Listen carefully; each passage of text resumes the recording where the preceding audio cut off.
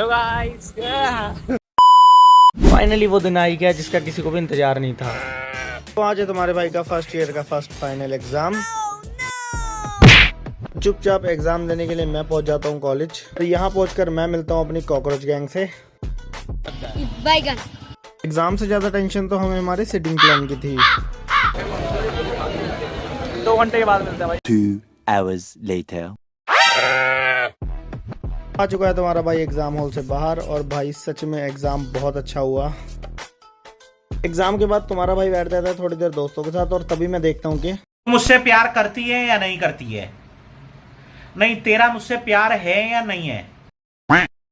Guys हमारे साथ क्या क्या हुआ, हमने कितनी बकचोदी करी, उसके लिए मैंने पूरा लॉन्ग वीडियो बनाकर यूट्यूब पे अपलोड कर दिया है। जाओ और जाकर देखो और चैनल को सब्सक्राइब भी कर लो। आप लोगों से मिलूंगा नेक्स्ट वीडियो में, तब तक के लिए गुड बाय।